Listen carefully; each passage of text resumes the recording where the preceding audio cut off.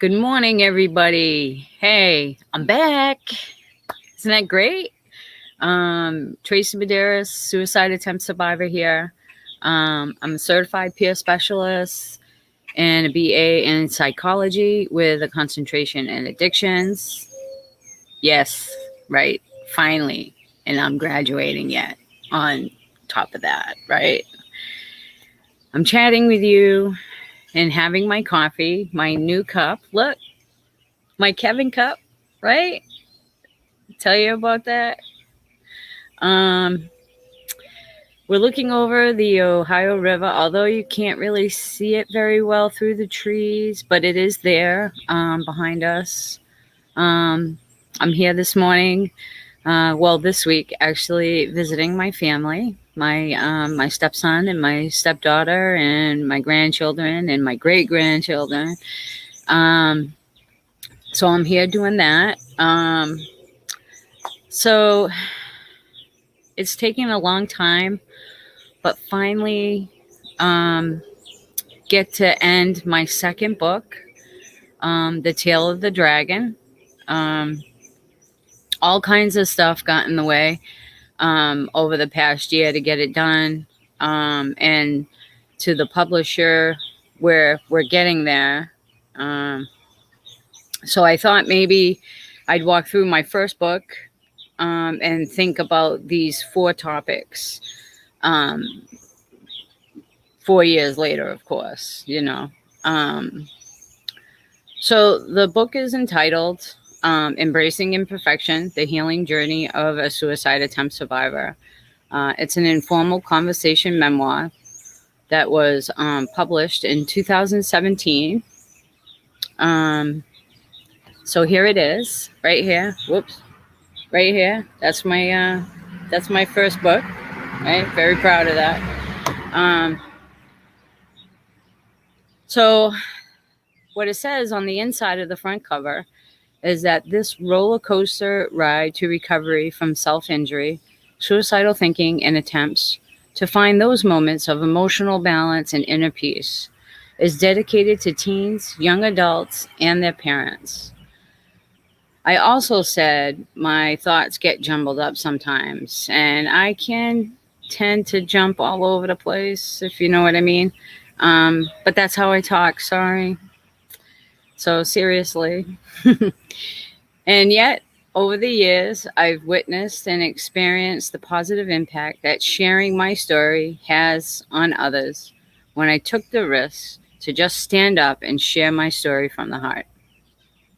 I know a lot of suicide attempt and loss survivors wonder about telling their story publicly or putting it into a book. The best advice I was given was to stop thinking about writing a book and just to sit down and have a conversation. Now, the first conversation that ended up as this book took about 10 years to share. Seriously, right? The book is an easy read, only 91 pages long. It's on Amazon and in paperback, and as an ebook. Got to step up with those times, We broke it up into 3 sections. Today, the backstory and moving on. Now, the today part was 2017. Okay, we've donated. Let me see. We've donated hundreds of them to local schools as young as 6th grade, which is like totally awesome.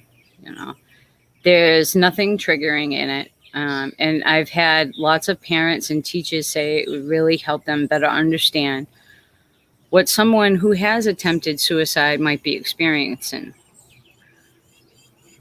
So let me look at the table of contents and maybe comment on a couple of chapters. So where do I begin? I kept asking that question when I started writing. One suggestion was to journal. So why don't we talk about that? I did start a journaling, but I hated it too. So I did it kicking and screaming. I I do find journaling to be very therapeutic if it's used in the correct manner. Um, that was one thing I've never done, was gone back and reread what I wrote. And I always wrote what was on my mind during the day, and I never looked back at previous pages to try to pick up where I left off. So every day it was a different topic, a different thing.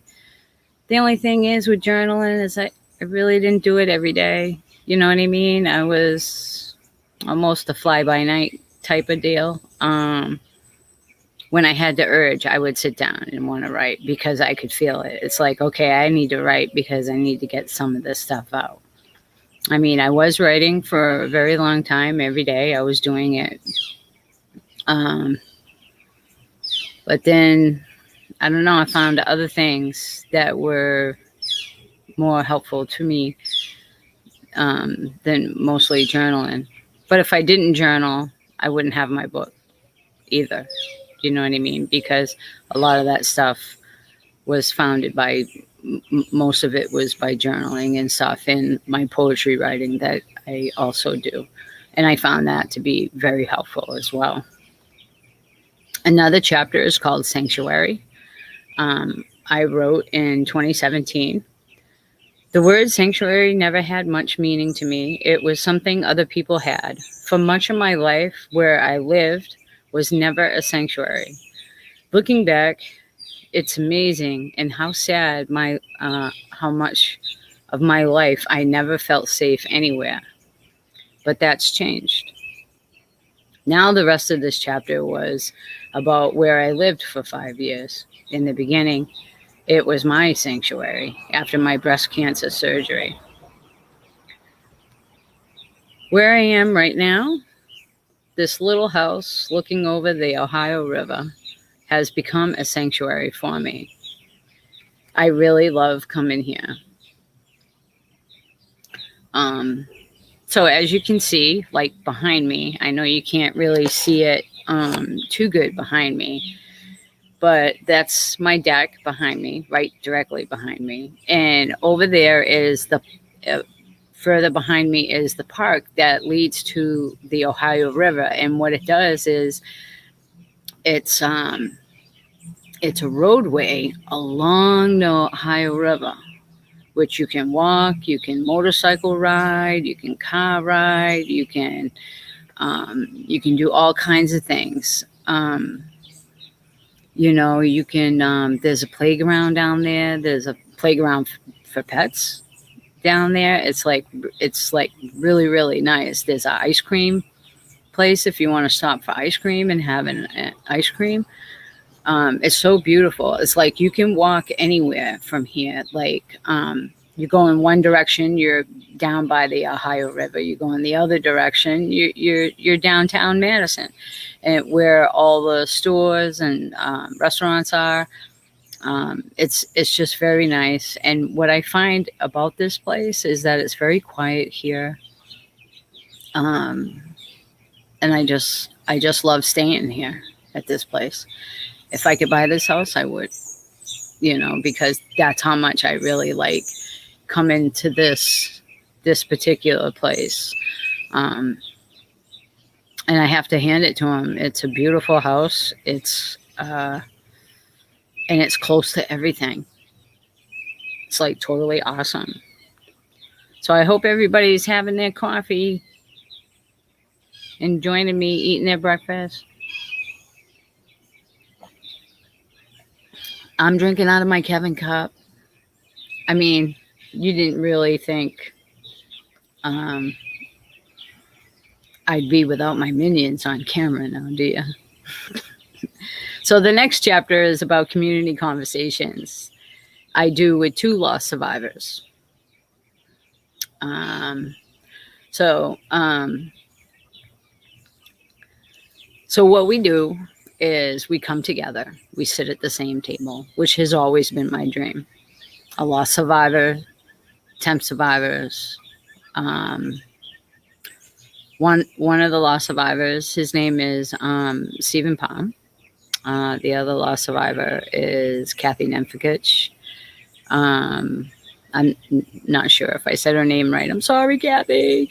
Okay. So anyways, so I've had community conversations, and what that is that we've come together, we speak to the community, we each share our story. So the loss survivor shares their loss of their loved one and how it impacted them, right?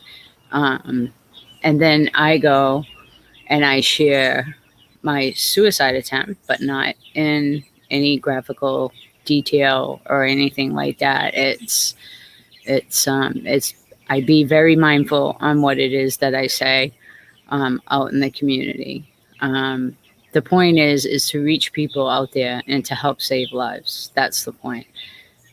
So what I do is I share my story, and I share it from the heart. At least I try to.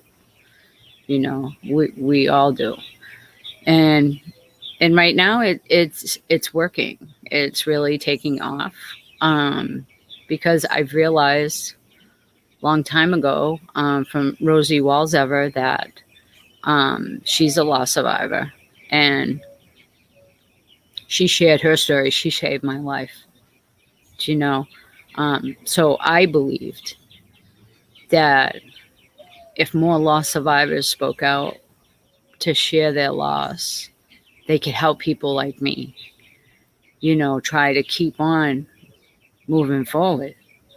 And whenever I get that despair or that darkness that seems to want to come over, I just think of all the loss survivors that I've heard over the years and how devastating it would be to my friends and my family, and I try not to, go down that road. I try my very best to stay well, whatever it takes, whatever it takes. And to me, that's a life worth living, is what I like to call it. Okay. So that's it for today. Hope to see you tomorrow morning. Bring your coffee, because I'll have Kevin with me too. All right. Thank you, guys. Thank you for getting up early in the morning with me, or not, and viewing it later. That's okay too. I'm going to go and enjoy my day now. We're going to go kayaking, me and the fam. So, peace. I love you. Remember that we all matter. And no matter what happens, we still matter. Okay? And always remember that. And there's people out there that are willing to take the time to sit with you, be with you, and help you get through whatever it is that you need to get through. All right. Peace out. Love you. Have a good day.